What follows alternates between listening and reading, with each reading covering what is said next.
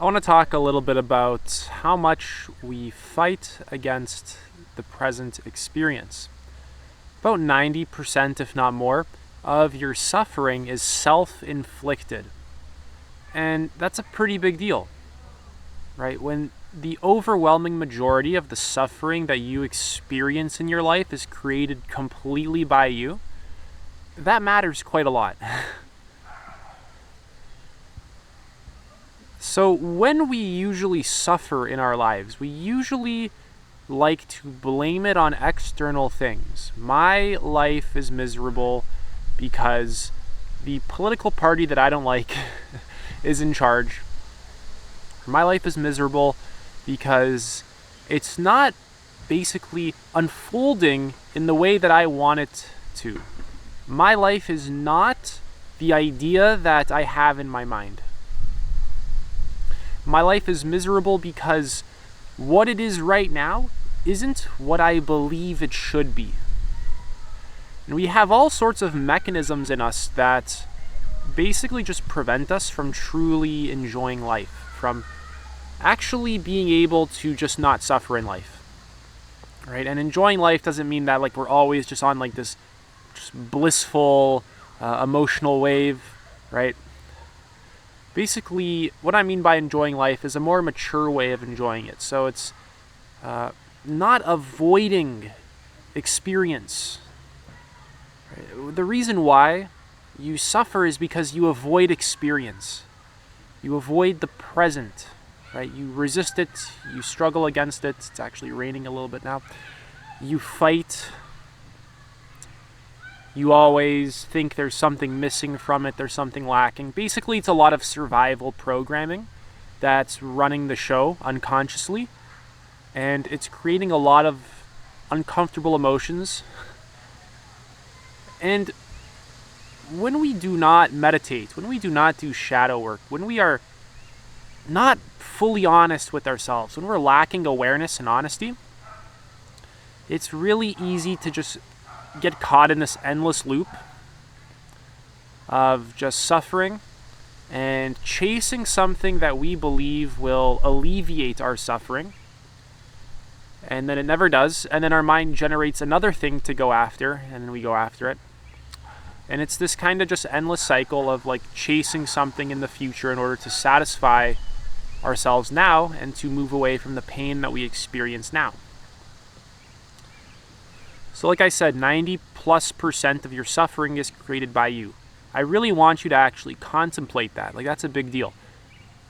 90+% of the reasons why you dislike life, why you're not enjoying your experience, is completely created by you. 90+%. This doesn't mean that you're always going to be feeling some ideal way that you visualize in your mind. My idea of enjoying life is a lot more mature than this childish notion of pleasure and pleasure and pleasure and pleasure. A mature person's idea of enjoying life, and we can all have very different ideas, but this is going to be a common theme amongst anyone who actually raises their consciousness. It's about embracing the full spectrum of existence, right? So if I have a dog, for example, and it dies, I'm going to experience grief when the dog that I was attached to and I really loved dies. Same thing if I have a wife or a kid, right? So if I do something silly in front of people, I can experience embarrassment. And it's enjoying life is learning to embrace the full spectrum of your existence and everything that it means to exist as a human being. Right? Enjoying your life isn't just about getting more of what I want and then removing all the things that I don't want forever. But life just doesn't work like that. It'll never work like that. And this is what we're basically always doing, and it's completely unconscious. So look into your idea of what it even means to enjoy life. Is it a more immature idea of it, I'm on this roller coaster nonstop of just endless thrill? Right? What does it actually mean to you to enjoy your life? See, for me, it means really being able to love the entire spectrum of human existence. My own shame, guilt, grief, sadness, right? And really being able to sink down into the uncomfortable emotions and not avoid them, not keep them in my shadow, not repress them, not keep them stored inside of me. And counterintuitively, when you actually embrace this darker spectrum of your existence, you actually stop suffering. It's actually your avoidance of those emotions that makes them so unbearable. It's your judgment of them. It's the fact that you repress them, resist them, run away from them, avoid them, deny them, project. It's all this stuff, right? A very raw experience of sadness or shame isn't a negative experience or embarrassment or even anger. Right? All these emotions have value and use, and they arise for good reasons. It's your relationship to them that makes them uncomfortable. And we usually try and we try to not sink down too low in our emotions. Usually emotions like shame are like a very low emotion that we experience, or guilt. And usually when emotions like that are trying to arise, we mask them with anger. Right? Because anger is a higher vibrational emotion. It's not like as low as guilt or shame. But the guilt or shame doesn't go anywhere. That strategy doesn't really work at all. You can actually make the counterintuitive move of just allowing yourself to feel shame or your own unworthiness or your own guilt or grief. It's funny because life is just kind of like this wave, right? Like life is a very fluid, dynamic, ever-changing thing. Energies are always changing. Everything is always vibrating at the atomic level. Like everything is in a constant state of change. So when you're able to really embrace the lower end of the spectrum, it also allows you to go higher on the spectrum as well. It allows you to experience even more gratitude and love and appreciation and understanding and just bliss as well. So it's really like this full spectrum embrace that I'm kind of talking about here. And when the uncomfortable end of the spectrum arises in our present experience, whatever that is, an emotion or an experience of any kind that we don't like, oh my God, do we ever just really hate life? Like we judge experience and we have this rigid idea that's often unconscious about how life should be and what this present experience should be. And it's totally unrealistic. It's like we are just trying to get nature, basically life, to bend to us when we should be bending to the flow of life. And when you really do this, it really opens you up quite a lot. Like when you actually live by what I'm talking about, it radically changes your psychology. You go from being a lot more selfish to selfless. You actually really start raising your consciousness. You really start embracing the shadow. You also can connect to people a lot deeper because you can only connect to people at the depth that you can connect to yourself. So why do you fight against the present moment? Right? A lot of your mechanisms for fighting against it are totally unconscious, and they're creating your suffering, and you don't really bring awareness to them, and then you get stuck in a loop. So really, like, why fight? Like, what's going to happen is going to happen. What's happening now is happening. What's the point in struggling against it? If you feel sad, right, you're not going to stop feeling sad by fighting the experience of sadness. You're going to add even more suffering. Right? And my definition of suffering is the pain that arises as a byproduct of resisting reality. So I don't refer to sadness as suffering, because sadness is not suffering. I'm sure everyone watching this video has actually had a very positive experience of sadness at one point in their life. Right? And if you ask yourself, why was it so positive? You probably were embracing it. There was probably less resistance in that experience, which is why it was so positive. Positive experiences are usually ones where we're aligned with the present experience and we're not fighting or resisting it. And the negative ones are usually the ones that are uncomfortable and we want to fight against them and resist them. So there's a whole bunch of ways that we struggle against reality, like worrying about the future. or, like just escaping reality or continuously desiring control. We want to control and dominate life rather than listen to it deeply, like attune to it deeply and be able to move with it in a harmonious way.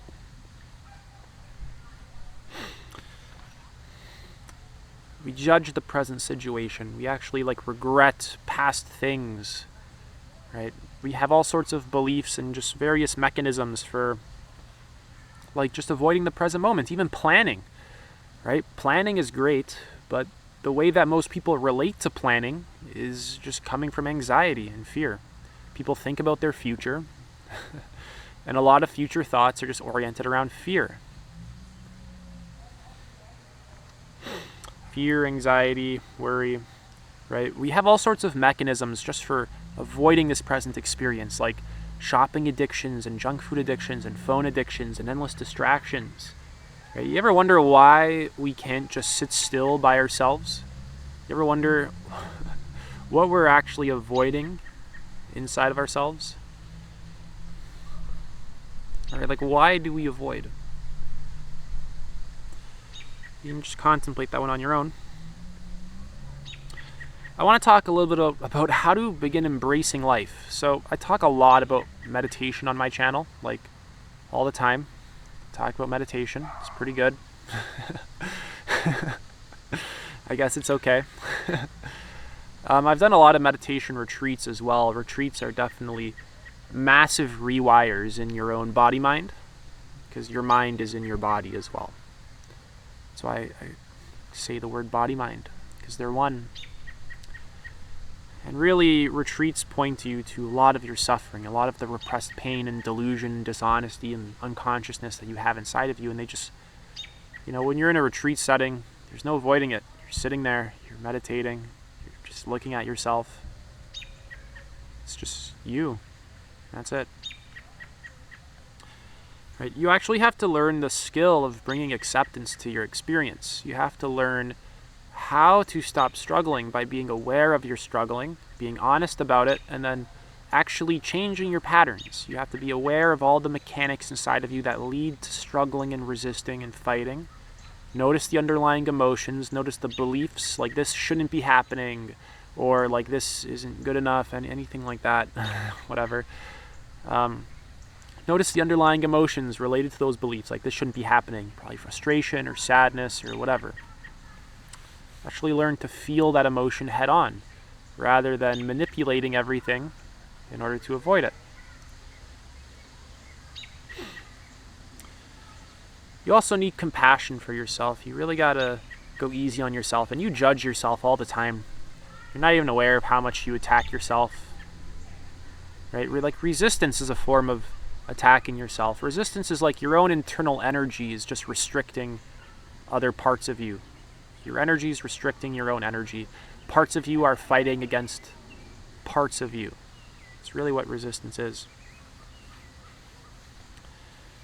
Really, you got to look into shadow work. And this concept of honesty is really important, not as just like a corny platitude of just like honesty, but like actual honesty, right? Like, what are you avoiding inside of you? Why do you escape your emotions? What do you feel right now? Most people's lives are built on just pure dishonesty, right? Like if they were to really start being honest, so much of their life would start to crumble. They wouldn't be able to do the work that they do. They wouldn't be able to support people that they support. Their relationships would totally change, right? What prevents you from being honest? I have a video that I'll talk about in the future, a little bit about that. But for the most part, it's your unwillingness to see what is true. It's your fear of change, your fear of the truth, and the fear of the things that you're basically keeping trapped inside of you. It's fear. Once again, it's the only thing that's preventing you from being honest. And just assume that you're not honest. Just take the safe route and assume that you're not honest instead of deluding yourself and telling yourself that you're very honest. Because if you haven't really built up the honesty muscle, you're probably not very honest. You also need to actually address the underlying energy in your body. And I know that sounds super new agey when I say energy, but guys, there's there's a feeling to experience, right? There's like actually forces that exist in your experience that you can detect through feeling, and I'm calling that energy, right? And we talk about it all the time in our mainstream culture with the good vibes and the bad vibes. You walk into a room, you feel the vibes, you get the vibe off that person, whatever, right? So there's like trapped emotions, trapped energy in your body, and you actually need to like examine your body. Notice its tensions and its like movements, and notice how it feels to repress things. Notice the tension in your shoulders. They're raised in the clenched gut that you probably always have. The closed heart, like the contractions in the chest. And notice how unrelaxed it is, right, in a lot of your day. Oh my God. Just notice if you can just like relax your body just a little bit more.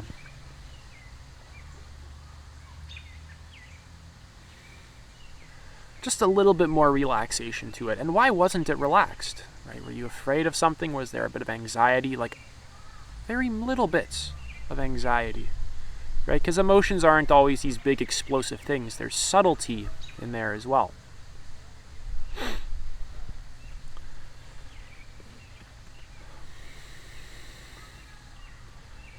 And when you fight against reality, it leads to this perception of being a separate self, of being a separate ego, as though everything has its own independent existence and everything isn't ultimately completely unified.